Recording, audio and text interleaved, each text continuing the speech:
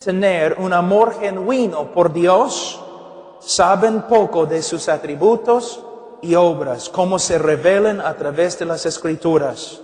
Y por eso el Dios que aman no es nada más que un producto de su propia imaginación. Ellos han hecho un Dios a su imagen y aman lo que han hecho. Como Dios declara en Salmos 50:21, pensabas que de cierto sería yo como tú, pero te reprenderé. Como dije,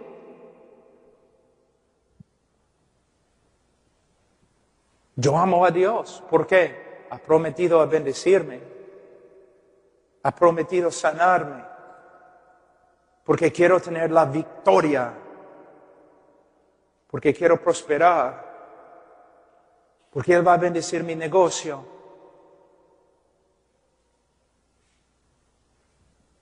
Mira, la teología correcta dice, Dios no tiene que bendecirme. Dios no tiene que sanarme. Dios no tiene que prosperarme. Porque ya Dios ha enviado a su Hijo y Él derramó su sangre por mí. Mira, en el día de hoy, no debemos tratar a Cristo como si fuera algo barato,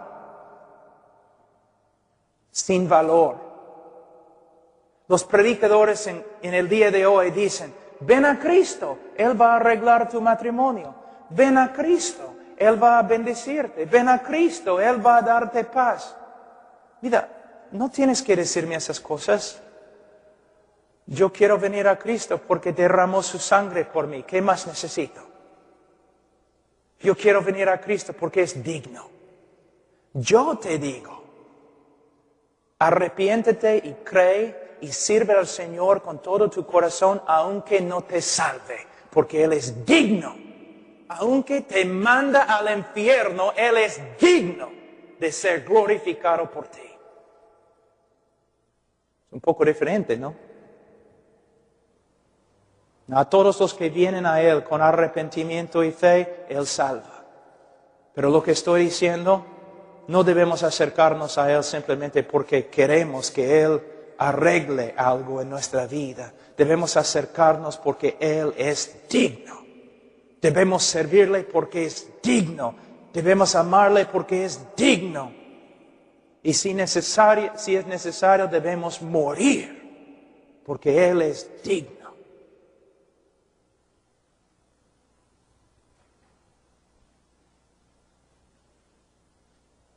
Tenemos un misionero en Asia, en India, una mujer y sus 3 hijos. Ella es viuda. ¿Por qué? Porque en el nombre de Dios fueron a un pueblo en India con su esposo y él predicaba el Evangelio y los hindúes se enojaron. Entonces un día le invitaron a tomar un té y pusieron ahí en su té veneno. Entonces, sabiendo que iba a morir, él trataba de regresar a su casa. Y cuando llegó a la puerta, murió. En el nombre de Cristo, dentro de la voluntad de Dios, y con su muerte glorificó a Dios. Y ahora su esposa está preparándose en uno de nuestros institutos. ¿Para qué? Para volver al mismo pueblo y morir si es necesario, para que la gente venga a conocer a Cristo. Y Benny Hinn dice que no puede predicar en un país a menos que ellos tengan un hotel de 5 estrellas. Profeta, lobo.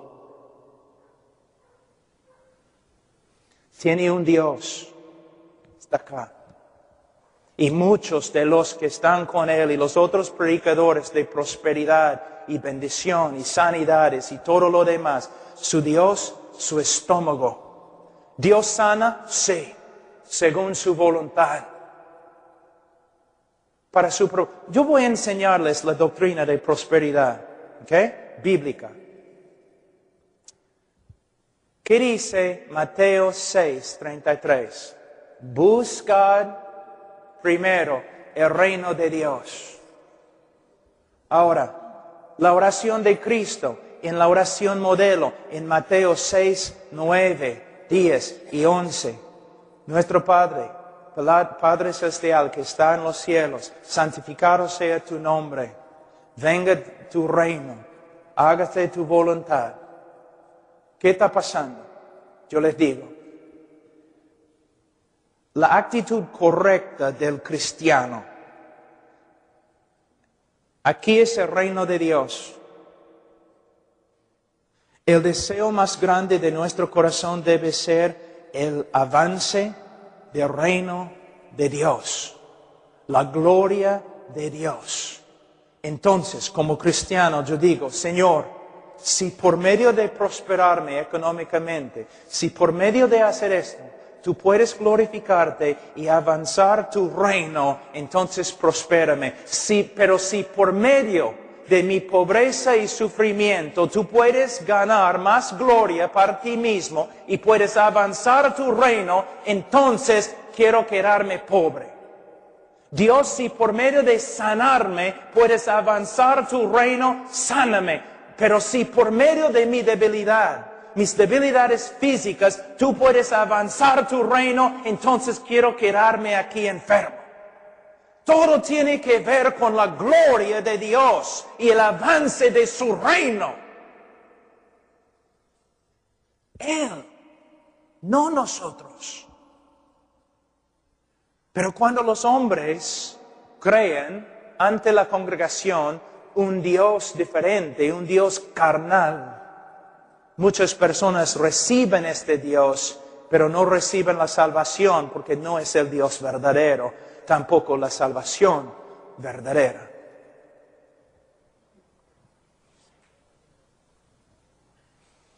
Ahora, si los hombres caídos que pretenden amar a Dios, los hombres caídos que dicen que aman a Dios, si investigaran las Escrituras, sin duda encontrarían a un Dios muy diferente que el objeto de sus afectos.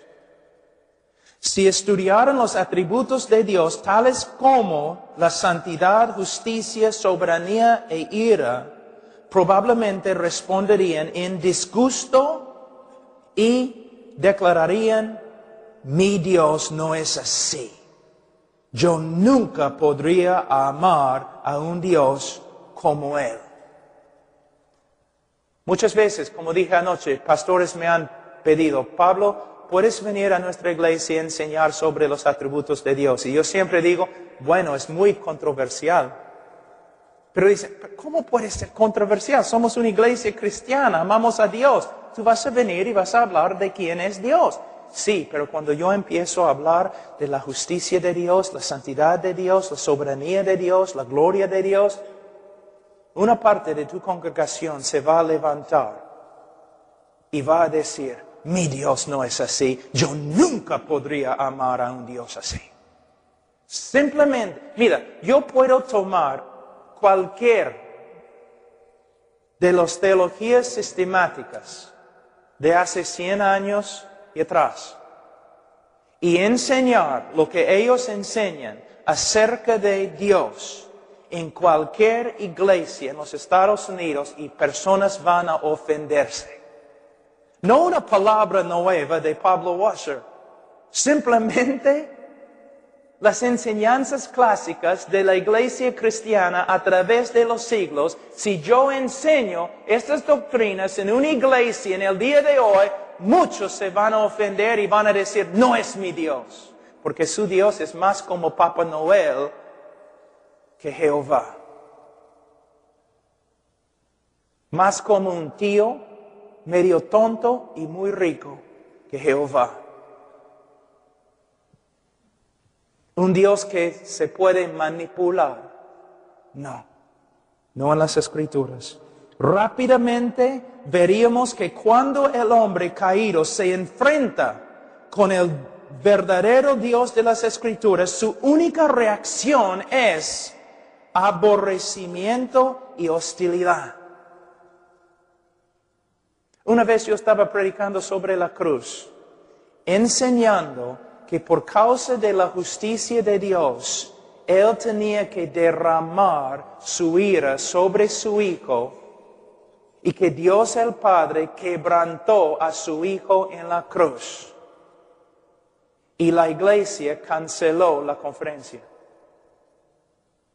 Nuestro Dios nunca quebrantaría a su propio Hijo, nunca derramaría su ira y enojo y furia y justicia sobre su propio Hijo. No, Cristo murió, los romanos lo mataron.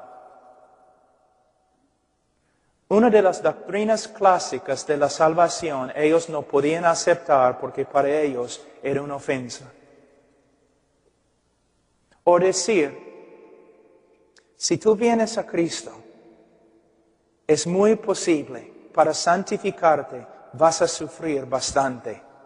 Y es muy posible, Él va a pedir que tú dejes todas tus riquezas, toda tu prosperidad, y que te entregues al campo misionero, donde vas a morir como mártir. No, ese no. Yo quiero el otro Dios que me ame y tiene un plan maravilloso para mi vida. ¿Ves?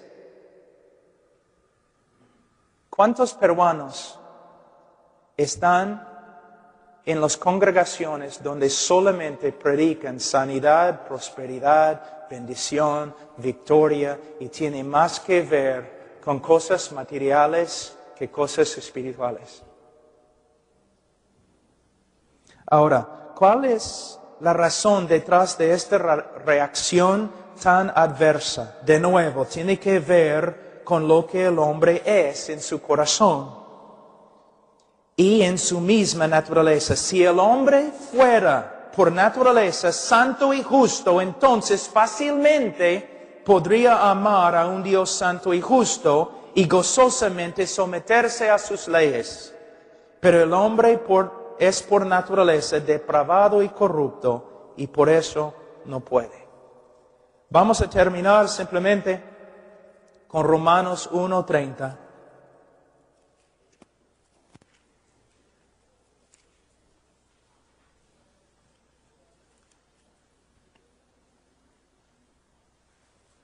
Hablando de los hombres, dice murmuradores, detractores, aborrecedores de Dios. Y por supuesto, Romanos 5:10, enemigos de Dios. El hombre es amante de sí mismo. Se ama a sí mismo, el hombre caído. Ahora, solamente para terminar, voy a mostrarles cómo la psicología ha entrado, la psicología secular y antibíblico ha entrado en la iglesia evangélica en el día de hoy. ¿Qué escuchan siempre? Tienes que amarte a ti mismo antes que puedas amar a otros. Y, porque es lo que Cristo dijo, debemos amar a nuestro prójimo como a nosotros mismos. Cristo dijo que debemos amar a nuestro prójimo como a nosotros mismos, pero Él no está enseñando que tenemos que amarnos a nosotros mismos antes que podemos amar a otros. Es una mentira, es un invento de la psicología, no tiene nada que ver con la Biblia y muchos de ustedes han enseñado esto. La Biblia nunca dice que el hombre debe amarse o debe preocuparse por amarse más. El problema del hombre es que se ama demasiado a sí mismo.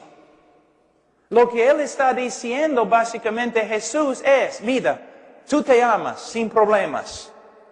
Ahora, haz lo mismo con tu prójimo. El problema más grande del hombre es que se ama a sí mismo en vez de amar a Dios. Y esta búsqueda de autoestima no tiene nada que ver con el cristianismo. Es otro invento de la psicología. Les voy a dar un ejemplo. Un hombre se suicida. ¿Qué dicen todos? Es porque tenía una autoestima muy baja. No, es al revés. Tenía una autoestima muy alta. ¿Por qué? Él se amaba a sí mismo más que a su esposa que él dejó sufriendo. Él dijo, voy a terminar mis sufrimientos, pero mi esposa ahora va a sufrir. Pero no me importa porque yo me amo a mí mismo. Él se ama a sí mismo más que a sus hijos, porque ahora sus hijos no tienen padre. Él dice, pero no más estoy sufriendo yo. Por supuesto, el sufrimiento de mis hijos va a crecer, pero por lo menos yo no voy a sufrir más. Se ama a sí mismo más que a Dios. Pueden, hermanos, la iglesia evangélica ha sido tan manipulada por los psicólogos que es increíble. Muchos de ustedes creen en la inspiración de las Escrituras. ¿Cuántos creen en la inspiración de las Escrituras? Que es un libro infalible inspirado por Dios. ¿Nadie? Amén. Pero aquí es el problema. Teológicamente, cuando tú crees en la inspiración de las Escrituras, no es todo lo que tienes que hacer. No solamente tienes que creer en la inspiración y infalibilidad de las Escrituras, tienes que creer en la suficiencia de las Escrituras. Eso significa que no vas a ir a los psicólogos para aconsejar a la humanidad, porque todo lo que ellos enseñan contradice absolutamente las Escrituras. Pero la iglesia, yo no conozco la iglesia de todos ustedes, pero la iglesia bautista en Perú y los pastores están llenos de la psicología. La Biblia es suficiente. No necesitamos la psicología para aconsejar. Les voy a dar, yo sé que ya el tiempo vuela, pero les voy a darles un ejemplo de lo que estoy diciendo. Algo muy importante. Mira, un psicólogo cristiano está ahí sentado en su oficina. Tiene todos sus libros de psicología y una Biblia porque es cristiano. Entonces, mayormente, ¿qué tiene? Él tiene Freud, Skinner y Rogers, los grandes psicólogos, ¿ya? Hay un problema. Freud escribió su psicología declarando guerra contra el cristianismo. Él decía que todo el cristianismo era una mentira, él era ateo, y todo lo que él escribía declarando guerra contra la Biblia y el cristianismo, pero necesitamos a Freud, ¿no? Rogers y Skinner igual. Enemigos de la fe cristiana, pero nosotros en el día de hoy como pastores no podemos aconsejar sin estos tres ateos, porque la Biblia no es suficiente. Hasta la revista Time, una de las revistas más importantes, salió, creo que era Time o Newsweek, salió con un artículo hace algunos años diciendo psicología, una ciencia o brujería. ¿Por qué? Las teorías más grandes de la psicología cambian totalmente cada 3 años.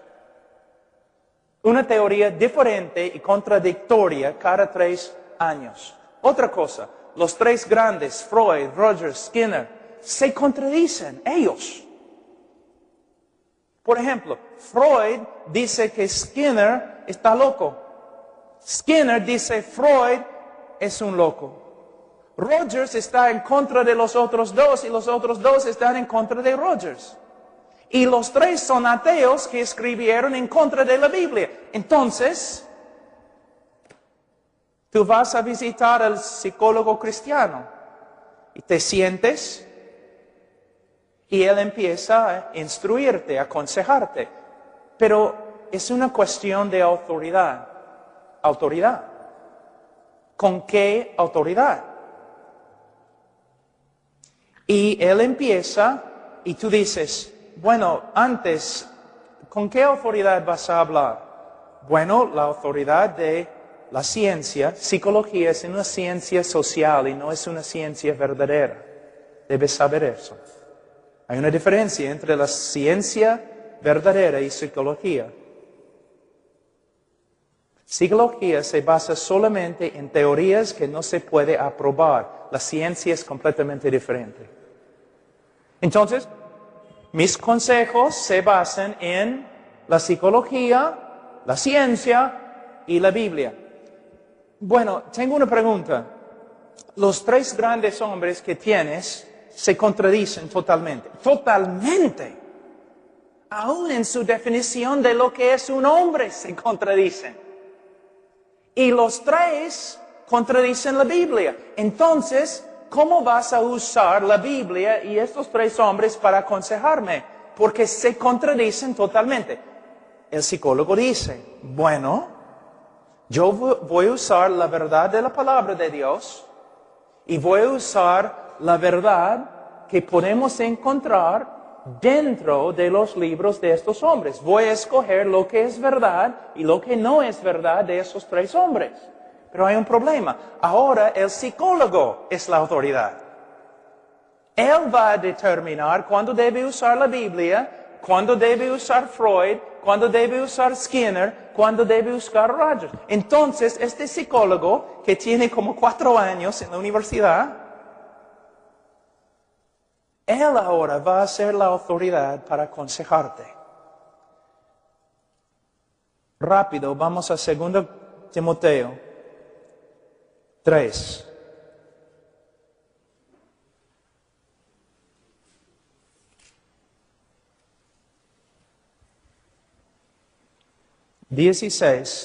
Toda la Escritura es inspirada por Dios y útil para enseñar, para redarguir, para corregir, para instruir en justicia, la inspiración de las Escrituras. Y 17, a fin de que el hombre de Dios sea perfecto, enteramente preparado para toda buena obra. La suficiencia de las Escrituras. Entonces las Escrituras no solamente son inspiradas, sino son suficientes. Para aconsejar, lo que necesito es entender la sabiduría de ese libro y aplicar la sabiduría a la vida de una persona. Pero no, tú dices. No. Una persona puede tener problemas verdaderos, problemas médicos, sí. Pero problemas médicos y físicos. No problemas así como los psicólogos dicen. La Biblia, inspirada, suficiente. Y mi prédica, muy controversial. Pero creo que verdadera.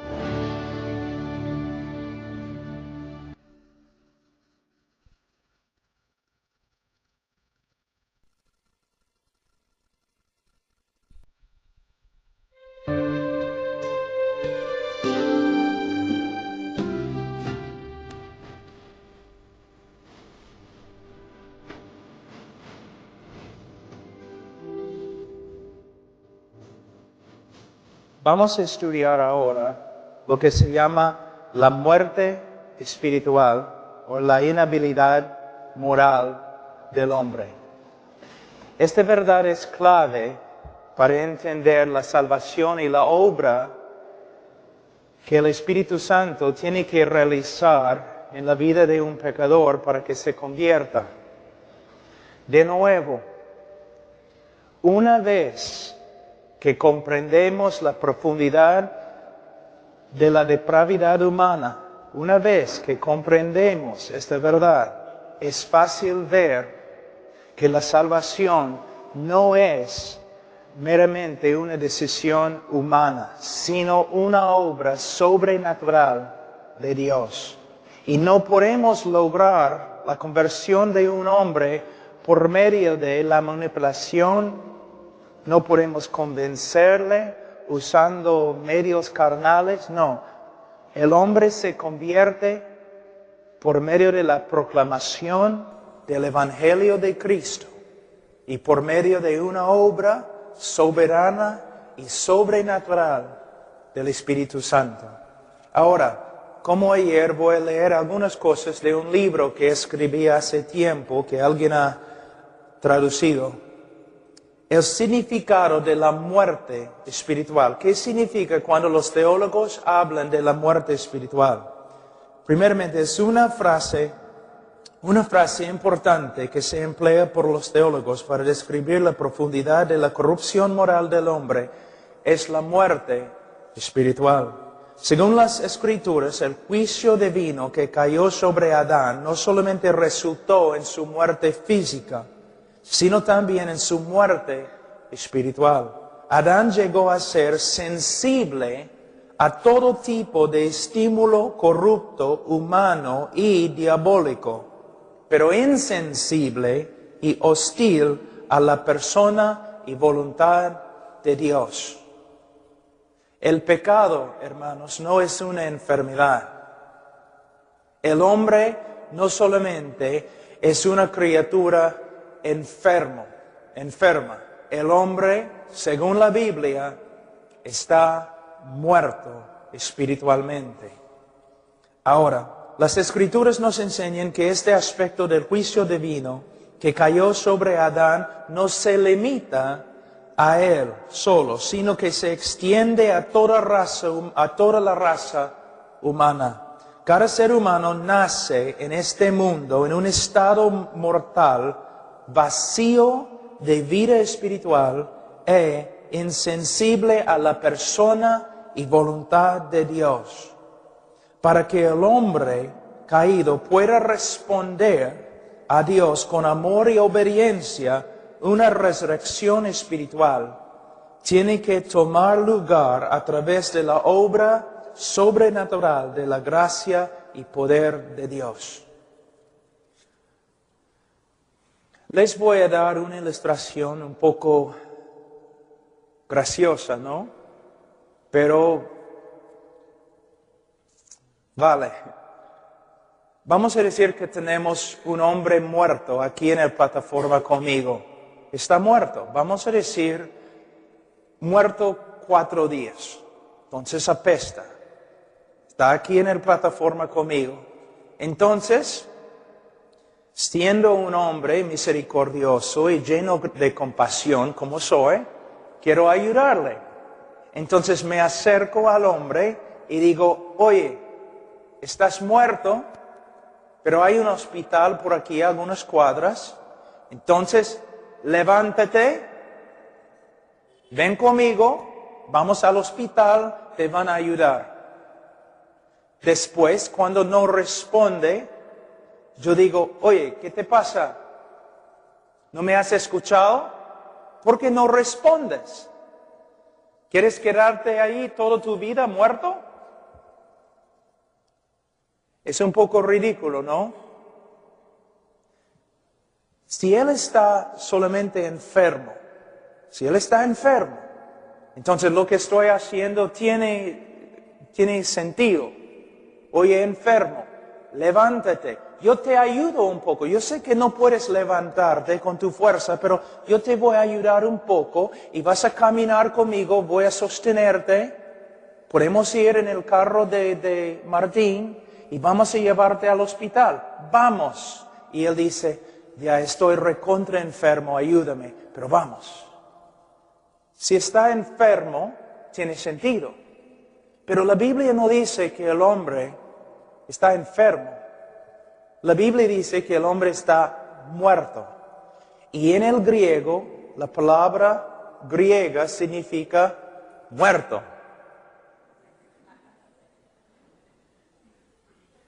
El hombre está muerto. Te voy a dar otra ilustración. Lázaro está muerto. Entonces su hermana se acerca y dice, después de 4 días, Lázaro, ven. No se mueve. ¿Por qué? Está muerto.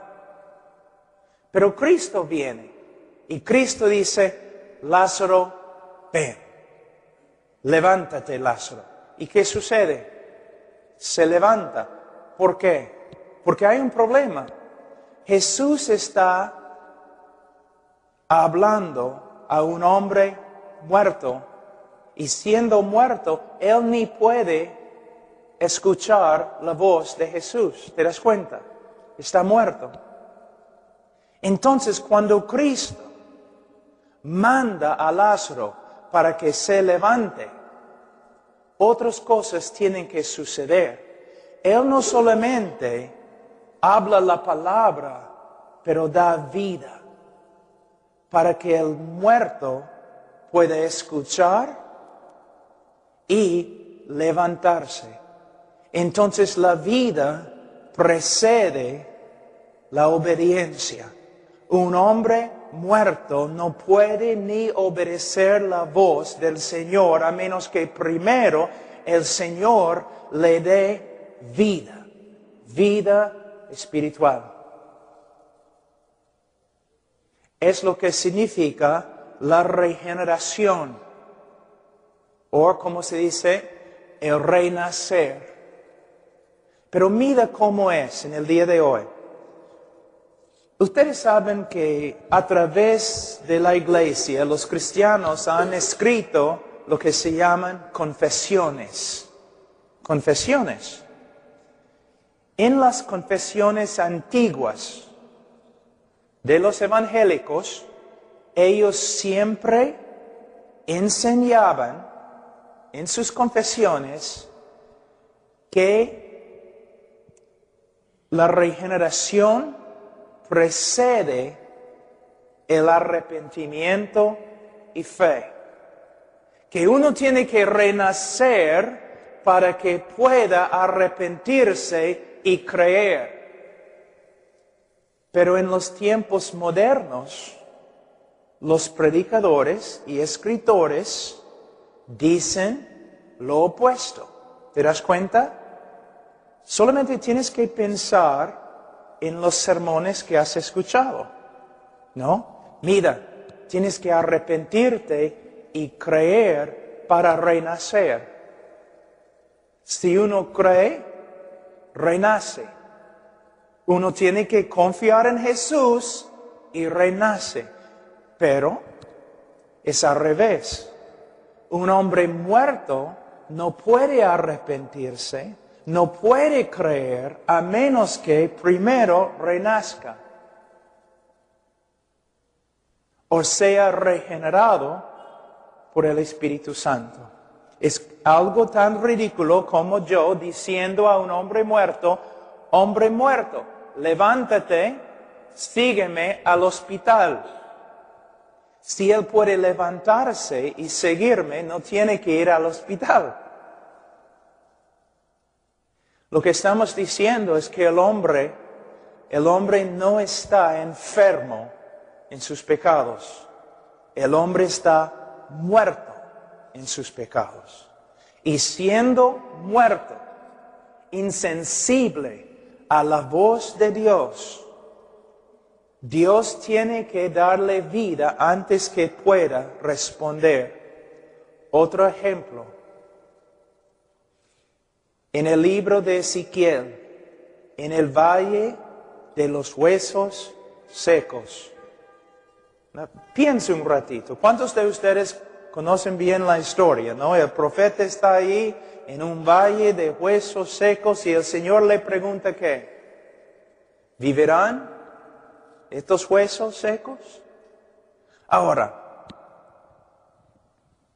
el hermano Salvador es un buen Salvador Gómez es un buen predicador.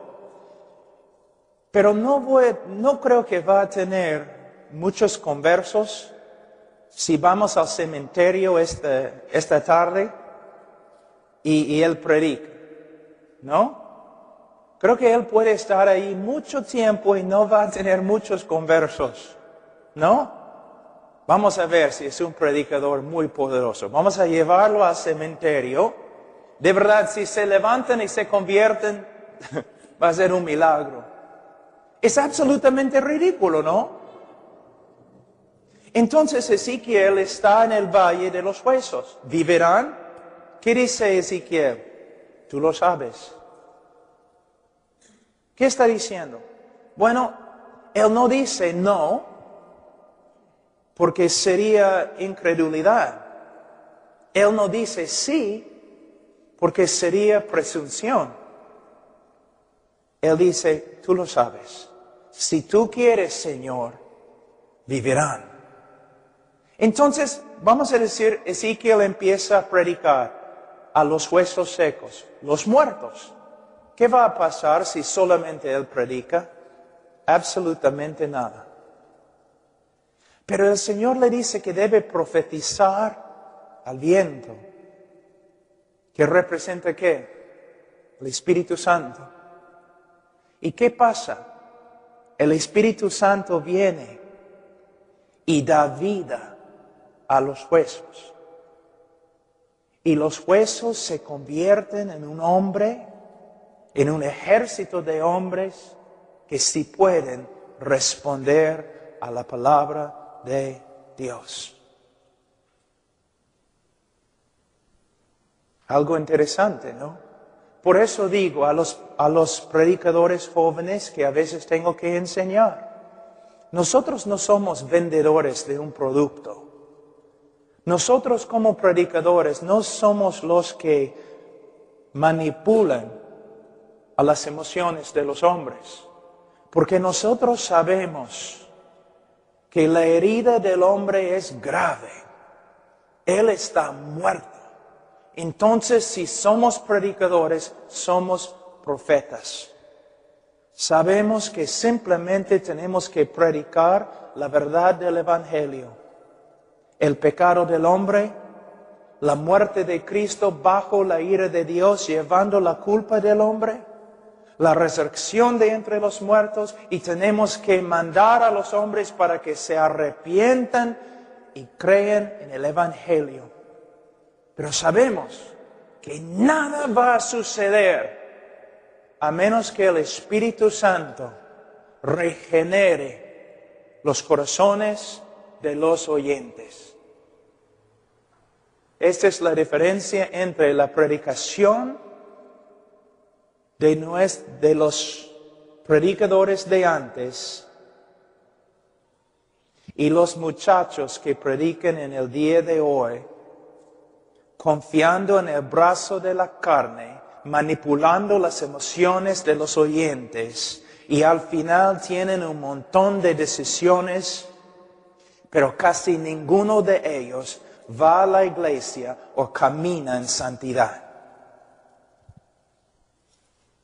Porque no entendemos lo básico, que el hombre no está enfermo, el hombre está muerto. Muerto. Yo les voy a dar otro ejemplo de la espiritualidad, de la muerte espiritual. Algunos predicadores siempre dicen,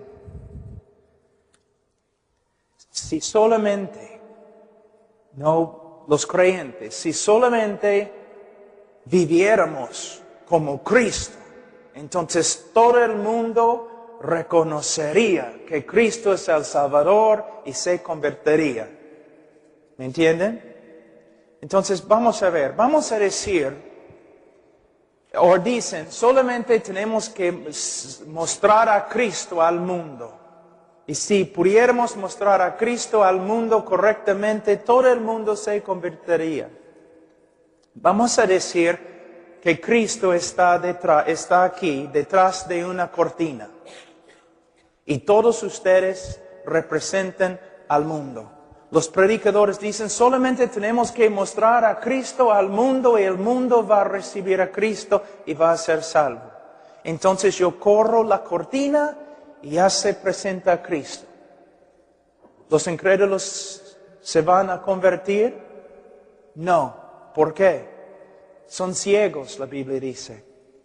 Entonces, toda la congregación de incrédulos aquí, yo he corrido la cortina, Cristo está aquí presentado, pero hay un problema. La Biblia dice que todos los hombres son ciegos espiritualmente y que no pueden ver el reino de Dios y no pueden ver a Cristo. Tú dices, ya está bien, pastor. Entonces, no solamente tienes que mostrar al mundo a Cristo por medio de las prédicas, sino también el Espíritu Santo tiene que dar vista espiritual a los pecadores. Pero hay otro problema. Vamos a decir que el Espíritu Santo viene y Él da vista a los pecadores. ¿Cómo van a responder? ¿Van a venir a Cristo? No. Porque ¿qué dice la Biblia? El hombre tiene un corazón corrupto y aborrece a Dios. Más que ve a Dios, más que aborrece a Dios. Es como en Romanos capítulo 7. El pecador, más que tú pones la ley de Dios sobre el pecador, más que pelea contra la ley de Dios. Entonces, si el hombre pecador tiene vista espiritual y puede ver a Cristo, él va a odiar a Cristo aún más. Entonces, ¿qué tenemos que hacer? No solamente tenemos que predicar a Cristo, no solamente el Espíritu Santo tiene que venir y dar vista a los hombres, sino Él tiene que cambiar el corazón del hombre. Él tiene que quitarle ese corazón de piedra y poner en su lugar un corazón que quiere y puede responder a Cristo. De nuevo, es una obra sobrenatural del Espíritu Santo. Ahora, vamos a ver en Efesios capítulo 2.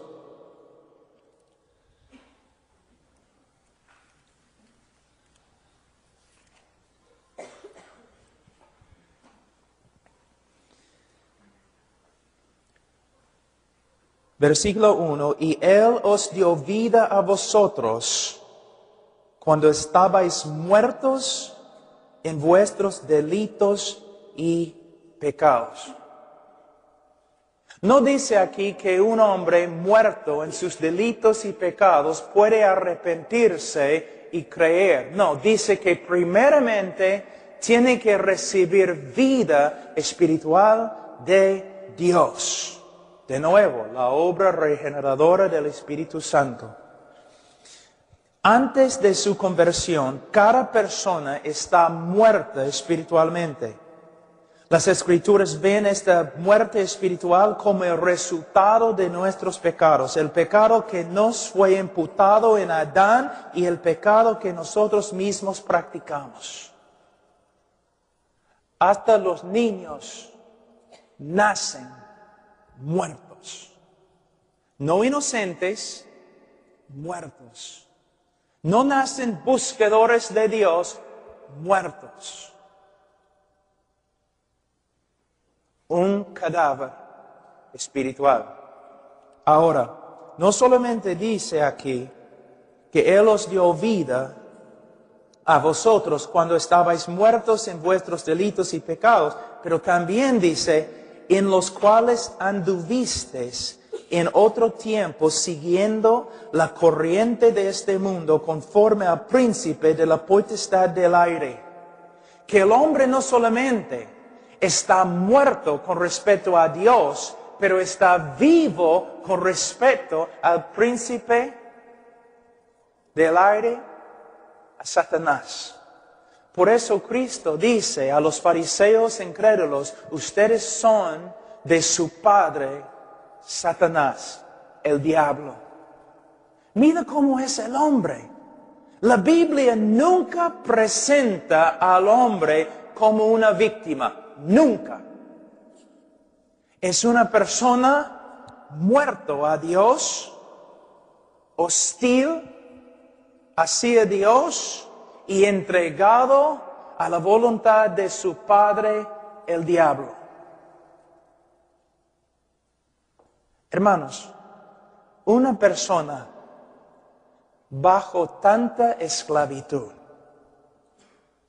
puede tomar una decisión correcta. ¿Busca a Dios? La Biblia dice que no. También dice acá, no solamente conforme al príncipe de la potestad del aire, el espíritu que ahora opera en los hijos de desobediencia, entre los cuales también todos nosotros vivimos en otro tiempo en los deseos de nuestra carne. Él está diciendo aquí que el hombre inconverso, que todo lo que hace está controlado por su carne, por su naturaleza caída. De nuevo podemos ver algo importante, hablando de libre albedrío. Se puede decir que la voluntad del hombre es libre. El problema no es buena. La voluntad del hombre es un esclavo a la naturaleza del hombre, y la naturaleza del hombre es corrupta. Dice, haciendo la voluntad de la carne. La carne, según Romanos capítulo 8, ¿la carne puede obedecer a Dios? No. Pero dice aquí que el hombre pecador solo hace la voluntad de la carne. ¿Es la voluntad de la carne arrepentirse?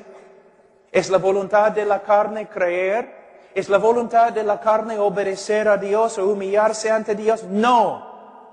Entonces tenemos no solamente un hombre muerto, sino un hombre controlado por su naturaleza depravada, totalmente esclavizado a un corazón que aborrece a Dios. Y de los pensamientos, y éramos por naturaleza hijos de ira. Hombres odiando a Dios, peleando contra la voluntad de Dios y con Dios en contra de nosotros. Lo mismo que los demás. Ahora, versículo 4. Pero Dios.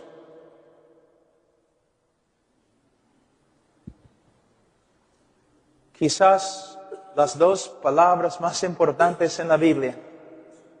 Mira, Lázaro, muerto, sin esperanza. ¿Estaba muerto o no? Muerto. ¿Tenía esperanza? Ninguna. Estaba apestando, pudriéndose. Pero Jesús. La única diferencia entre Lázaro y los demás muertos que estaban por ahí, pero Jesús.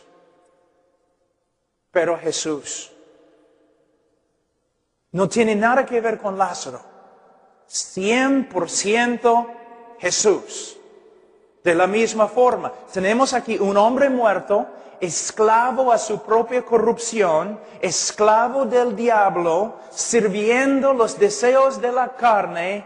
No hay ninguna esperanza. Y versículo 4, pero Dios. ¿Cuántas veces yo he escuchado a los pastores diciendo en sus prédicas evangelísticas, tú tienes que tomar el primer paso y Dios va a tomar los demás pasos? ¿Está bien, Martín, en español? ¿No? Tú tienes que tomar el primer paso y Dios va a correr hacia ti. para salvarte, pero tú tienes que tomar el primer paso. Ok, vamos. Jesús se acerca a la tumba de Lázaro. Lázaro, tú tienes que tomar el primer paso. El hombre muerto, tú tienes que levantarte de allí, vamos a meterte en el carro de Martín. No, Lázaro, no hay esperanza, pero Jesús, tú, vamos a hablar de ti. ¿Cómo eras antes? Aborrecedor de Dios. Totalmente corrupto, entregado a los deseos de tu carne, peleando contra todo el conocimiento de Dios que Él ha revelado. No solamente peleando contra el conocimiento de Dios dentro de tu corazón, de tu conciencia, sino deteniendo la verdad en tu impiedad y injusticia. Pero Dios, un hombre y una mujer, un joven, rumbo al infierno. Pero Dios, estas dos palabras te salvan.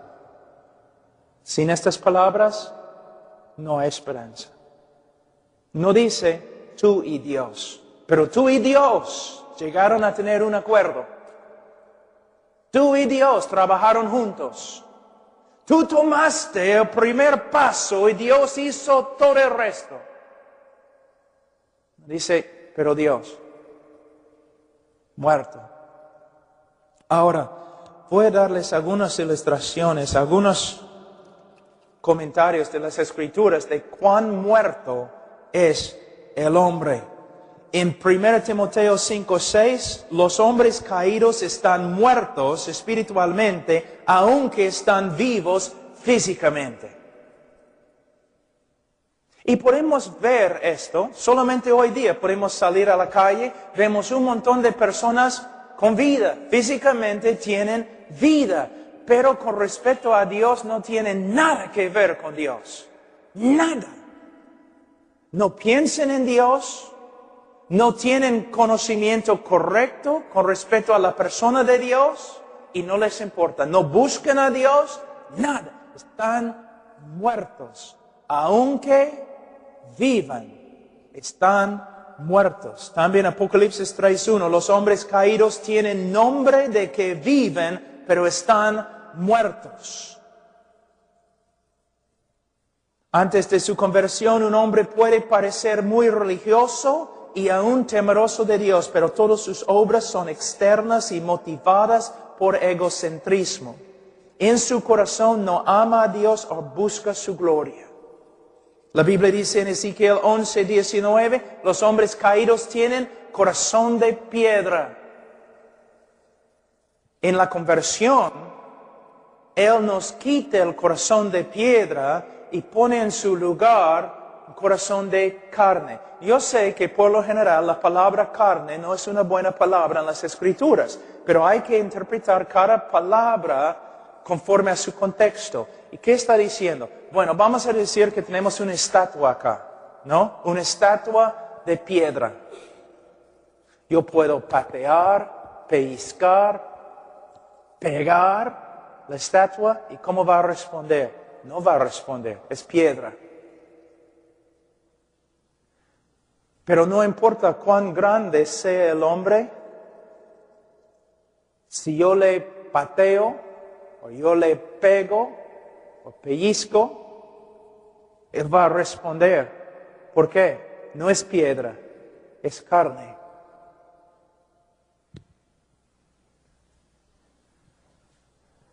Hay un animal en el mar, antes cuando yo hacía buceo, creo que es la palabra buceo, hay un animal que vive allí en el mar, es increíble, es como un gusano o algo, bien bonito. Y te digo, lo tocas así y más rápido que lo que puedes ver, se desaparece. ¡Pum! responde así, tan rápido, tan sensible es. Es increíble. Es como se desaparece. ¡Pum! Responde, es sensible cuando se toca. El hombre, el corazón del hombre es una piedra. Una piedra. Y de nuevo, aquí en hebreo la palabra significa piedra. ¿Cómo es una piedra? Tu piedra tiene bastante vida. Es más o menos viva. No, una piedra no tiene nada. No responde a nada. De la misma forma, también el hombre. Ahora, en Judas capítulo 1, versículo 12, hay una ilustración de los hombres caídos, una descripción que no se puede negar. Sería difícil encontrar una ilustración más gráfica de la muerte espiritual del hombre. Los hombres caídos son como árboles en otoño, sin fruto, 2 veces muertos, desarraigados. ¿Cómo podemos ser más gráficos? No tienes que ser teólogo o experto en griego para entender lo que él está diciendo. 2 veces muertos. Así es el hombre. Entonces, hermanos, debemos ver del valle de los huesos secos, de Efesios capítulo 2, de las palabras de Judas acá. El hombre no está enfermo. El hombre está muerto. Muerto. Ahora, vamos a hablar de la inhabilidad moral. Es un tema muy importante en la teología. Inhabilidad moral. Pero antes me gustaría decir algo muy importante. Para muchos de ustedes que quizás van a otras iglesias. A través de la historia de la iglesia, especialmente durante la época de la Reforma y los puritanos y los raíces tempranos de los evangélicos en Europa, casi todos los libros que fueron escritos con respecto a la naturaleza del hombre, la conversión verdadera y cómo puede una persona saber que de verdad se ha convertido. Ahora, en las librerías cristianas y en las prédicas de los pastores, estos temas casi nunca se tocan. ¿Qué es el evangelio verdadero? Casi no puedes encontrar un libro. Yo te reto. Vete a una librería cristiana muy popular en Lima.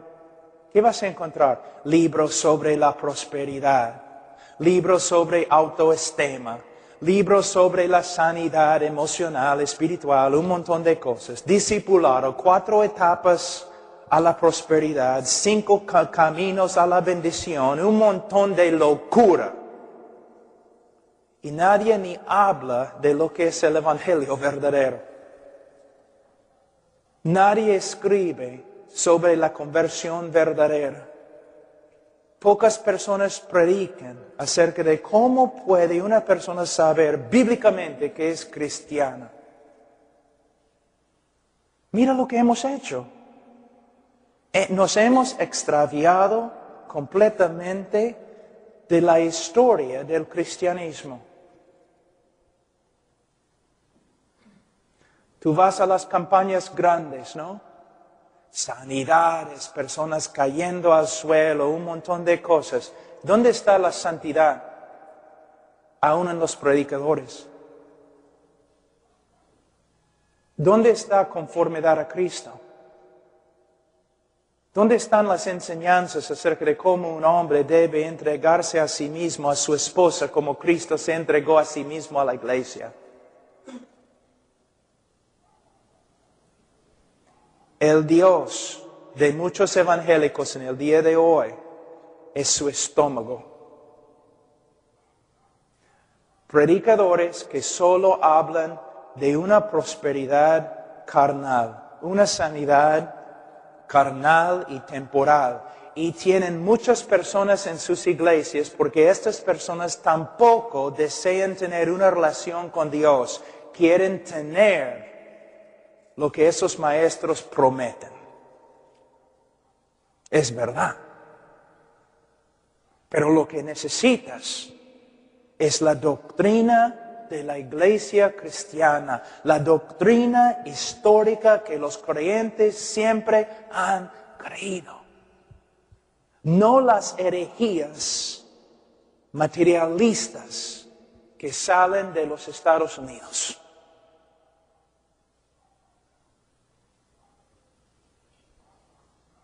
Santidad, amor, humildad, el deseo de ser siervo de todos, reconociendo que no hay maestro entre nosotros, no hay jefe o líder, no hay un ungido especial entre nosotros, somos hermanos. Una comunidad de personas que se han convertido en niños para la salvación de su alma, que se sirven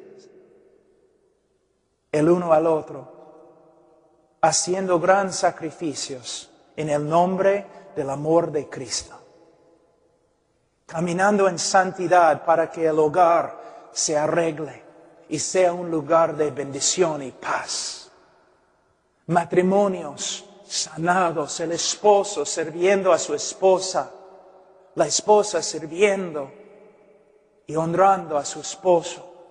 Los niños creciendo, sabiendo, conociendo la palabra de Dios, memorizando las Escrituras, aprendiendo cómo honrar a Dios por medio de honrar a sus padres. No, mayormente en el día de hoy solamente tenemos un circo evangélico. Pero si queremos ver cambios, tenemos que simplemente volver a las Escrituras y interpretar las Escrituras por medio de la gramática en vez de interpretar las Escrituras a través de nuestro estómago o a través de las visiones que los líderes tienen. No a través de la gramática. Vamos a volver a la ley. Ahora, el significado de la inhabilidad moral. ¿Qué significa cuando los teólogos hablan de la inhabilidad moral del hombre? La inhabilidad moral es otro término que comúnmente se emplea por los estudiantes de las Escrituras para describir la extensión de la corrupción moral o depravidad radical del hombre. Esta doctrina nos enseña que el hombre caído no es capaz de amar, obedecer o agradar a Dios. No es capaz, no puede. Al escuchar la doctrina de la inhabilidad moral, uno quizás preguntará, ¿cómo puede el hombre ser responsable ante Dios si no puede o no es capaz de obedecer los mandamientos de Dios?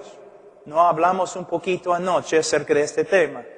Muchos dicen, bueno, si el hombre no es capaz de amar a Dios o obedecer a Dios, ¿cómo puede Dios juzgar al hombre? Vamos a ver. La respuesta es muy importante. Si el hombre no amara ni obedeciera a Dios porque le faltaran las necesarias facultades mentales para hacerlo o fuera incapaz físicamente, entonces sería injusto que Dios le juzgara. Él sería una víctima. Pero este no es el caso. La inhabilidad del hombre es moral y brota de su hostilidad hacia Dios. El hombre es incapaz de amar a Dios porque aborrece a Dios. Él es incapaz de obedecer a Dios porque desdeña sus mandamientos.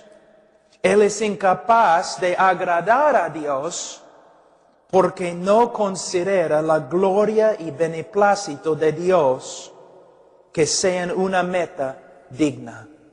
El hombre no es una víctima, sino culpable. Él no puede porque él no quiere. Su corrupción y enemistad hacia Dios son tan grandes que preferiría sufrir la perdición eterna que reconocer a Dios como Dios y someterse a su soberanía. Así es el hombre. Por esta razón, la inhabilidad moral también puede ser llamada la hostilidad voluntaria. Un ejemplo excelente se encuentra, como dije anoche, en Génesis 37:4. Vamos un ratito ahí. Génesis 37:4. De nuevo vamos a ver la relación directa que existe entre la voluntad del hombre y la naturaleza del hombre. Y vamos a ver la razón por la cual la voluntad del hombre es esclava a la naturaleza. Génesis 37:4. Y viendo sus hermanos de José que su padre lo amaba más que a todos sus hermanos, le aborrecían y no podían hablarle pacíficamente. Ahora, los hermanos de José no podían hablarle pacíficamente. No porque les faltara la habilidad de hablar, no eran mudos, sino porque su aborrecimiento hacia José era tan grande que no tenían la buena voluntad de hablarle pacíficamente. De la misma manera, la hostilidad del hombre caído hacia Dios es tan grande que rehúsa someterse a Él. Es como, dije anoche, no una mujer no avanzada en años, una vieja, ¿no? Que hace 25 años no habla con su esposo. Y el pastor, ¿no? La visita y dice, mujer, mira, pero tienes que hablarle, tienes que perdonarle. Y ella dice, no puedo, simplemente no puedo. Él es peruano, ella es peruana. Él habla español, ella habla español. Ella tiene lengua, tiene labios, cerebro, pero ella dice que no puede. Y demuestra que no puede. 25 años sin hablar con su esposo.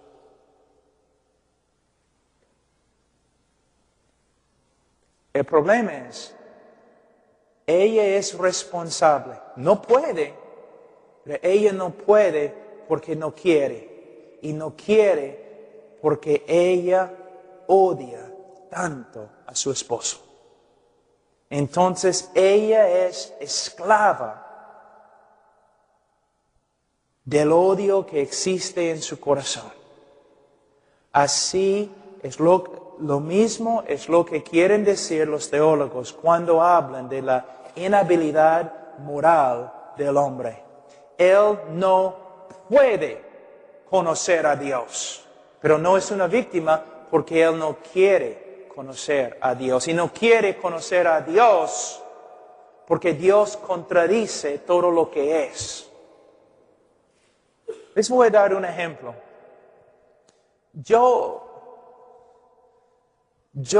iba a un colegio bien bravo, horrible, ¿no?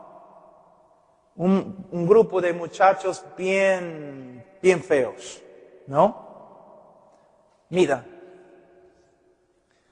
cuando un alumno nuevo, un estudiante nuevo, llegaba al colegio, no, a veces alumnos llegaban y querían estudiar. Qué raro, ¿no?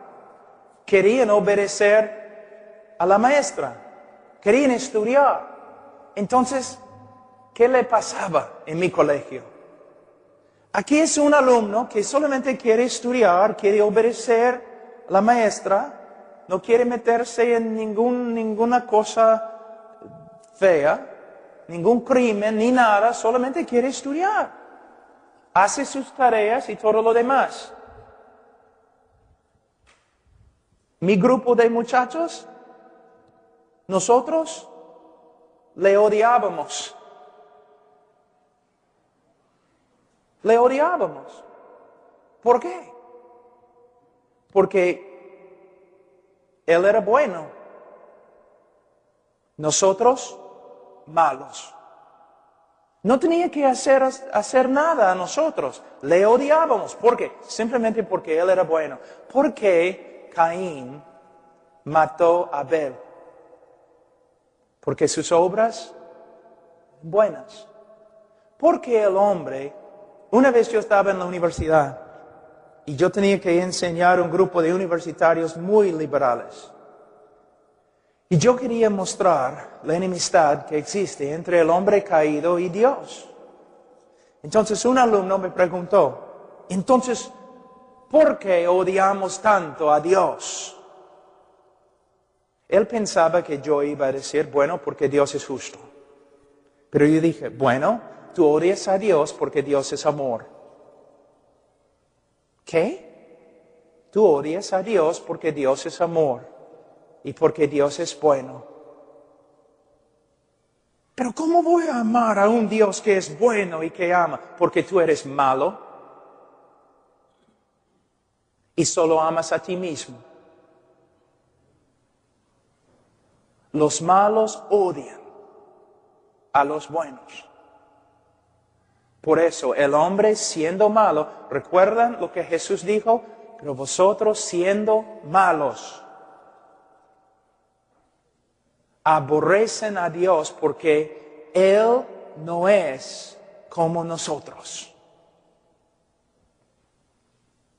¿Ves? Entonces podemos ver lo mismo acá, que los hermanos de José no podían hablarle pacíficamente. ¿Por qué? Porque le aborrecían. Ahora, vamos a hablar un ratito de la esclavitud de la voluntad. Es muy importante. Si pueden, hay un libro ahí atrás de desarrollo cristiano que tiene el título de La voluntad determinada, creo. Es una obra clásica de Martín Lutero, excelente en su debate contra Erasmus. Y él le gana, de verdad. Pero ten cuidado porque Martín Lutero era alemán y habla bien fuerte. La esclavitud de la voluntad. La voluntad del hombre es una expresión de su naturaleza. ¿Puedes ver? Un chancho come basura. ¿Por qué? Es chancho. Un hombre no puede comer basura. ¿Por qué? Tiene naturaleza del hombre y no aguanta la basura. Va a vomitar la basura. Porque simplemente no puede tragarla. Ahora, la voluntad del hombre es una expresión de su naturaleza. Si el hombre tuviera una naturaleza pura, entonces su voluntad estaría inclinada a hacer obras moralmente puras. Si el hombre fuera santo y justo, entonces amaría a un Dios santo y justo y obedecería sus mandamientos. Pero el hombre caído, antes de conocer a Cristo, antes de su conversión, el hombre caído tiene una naturaleza moralmente corrupta y por eso su voluntad se inclina a hacer actos que son moralmente corruptos. ¿Pueden ver? La voluntad es una esclava a la naturaleza corrupta. El hombre caído es impío e injusto. Y por eso él aborrece a un Dios santo y justo, pelea contra su voluntad y rehúsa someterse a sus mandamientos. Aquí encontramos la respuesta a una de las preguntas más discutidas. ¿Posee el hombre libre albedrío? Es lo que siempre se pregunta, ¿no? ¿Posee el hombre libre albedrío? Vamos a contestar. La respuesta de las Escrituras es que el hombre es libre. El hombre es libre de escoger cómo le agrade. Pero puesto que su naturaleza es moralmente depravada, solo le agrada rechazar el bien y escoger el mal, aborrecer la verdad y creer la mentira, negar a Dios y pelear en contra de su voluntad. Entonces, se puede decir que el hombre caído tiene una voluntad libre, pero no tiene una voluntad buena. Por esta causa siempre escoge libremente estar en oposición a la persona y voluntad de Dios. El hombre no puede escaparse de lo que es. Como un chancho no puede escaparse de lo que es. Va a comer basura porque le gusta. Y le gusta porque es chancho. El hombre va a escoger al pecado y no a Dios. ¿Por qué? Porque es pecador por naturaleza. Él es por naturaleza malo y hace obras de maldad voluntariamente y libremente. Entonces el hombre sí puede escoger conforme a su naturaleza. Y puesto que su naturaleza es moralmente corrupta, él siempre va a escoger lo malo. Ahora, vamos a Mateo capítulo 7. Mateo 7, versículo 16. Por sus frutos los conoceréis. ¿Acaso se recogen uvas de los espinos o higos de los abrojos? No, porque sería contra su naturaleza. ¿No? Contra su naturaleza. Se identifica, yo he escrito acá, se identifica la naturaleza de un árbol por la fruta que lleva. De la misma manera, la verdadera naturaleza o carácter de un hombre se revela por lo que, no por lo que confiesa, sino por lo que hace. Si la naturaleza del hombre es mala, depravada, entonces sus obras también serán malas. Versículo 17 a 18. Así, todo buen árbol da buen frutos, pero el árbol malo da frutos malos. No puede el buen árbol dar malos frutos, ni el árbol malo dar frutos buenos. Todo árbol que no da buen fruto es cortado y echado en el fuego. Nota, hay una relación directa e innegable entre la naturaleza de un árbol y la fruta que lleva. Se puede decir lo mismo de la naturaleza de un hombre y sus obras. Una naturaleza corrupta solo puede producir obras corruptas. Ahora, vamos a Mateo 12, 34.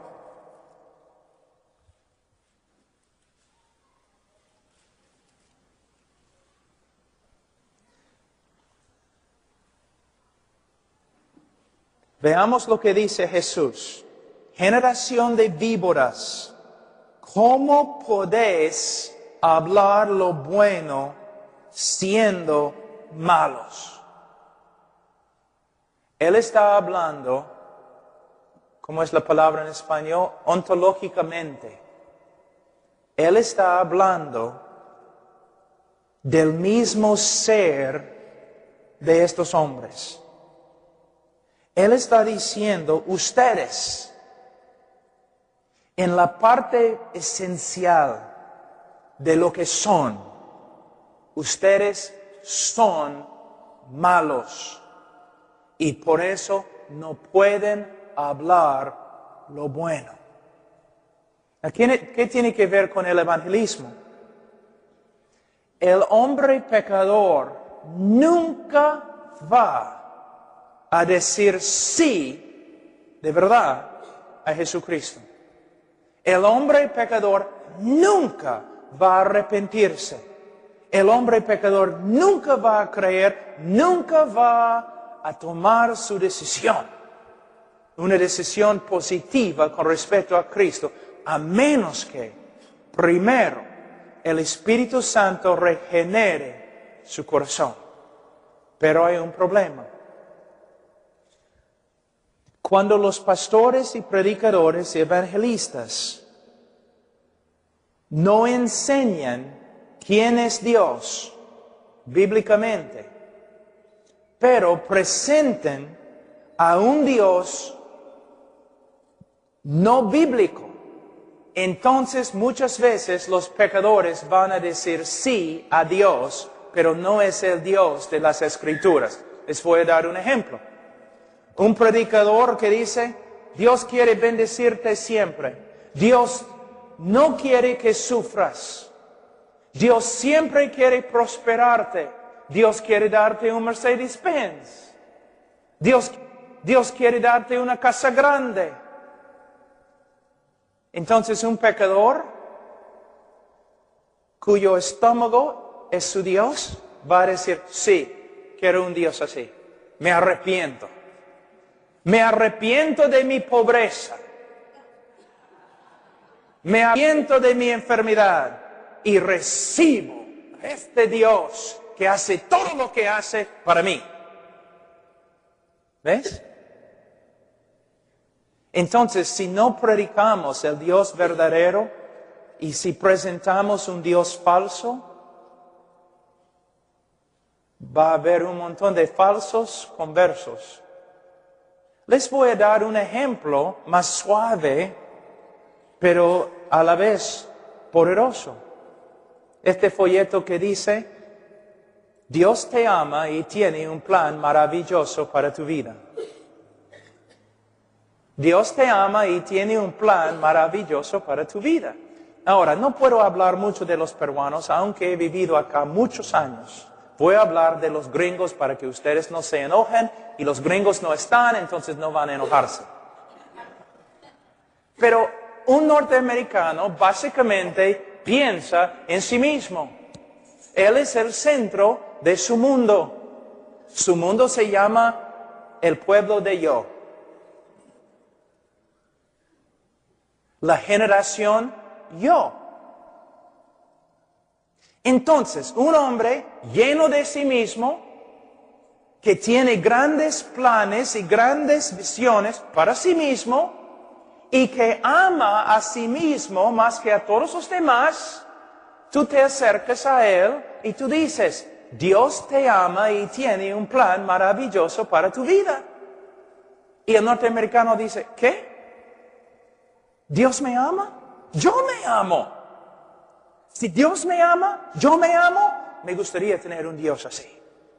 Y Dios tiene un plan maravilloso para mi vida. ¡Ah, caramba! Yo también tengo un montón de planes maravillosos para mi vida. Entonces sí quiero aceptar un Dios así. En vez de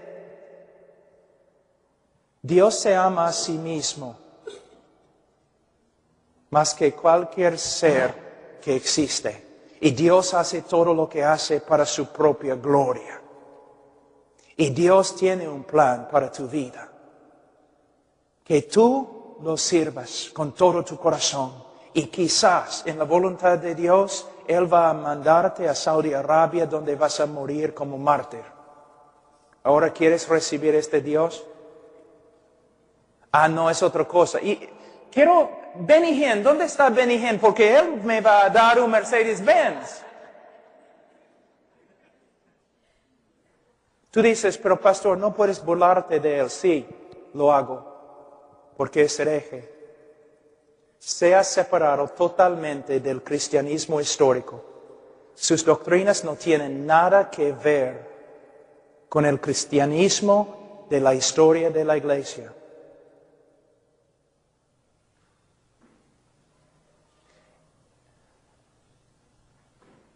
Los hombres que predican la prosperidad es interesante. Mayormente ellos son los únicos que prosperan. Son lobos rapaces que comen a los que no han sido instruidos en la palabra de Dios. Y también hombres como Benny Hinn son el juicio de Dios contra los que se congregan no porque aman a Dios, sino porque quieren prosperar.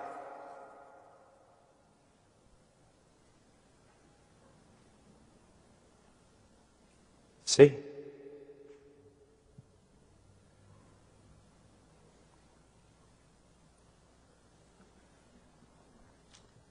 Bueno, vamos a ver algo muy importante.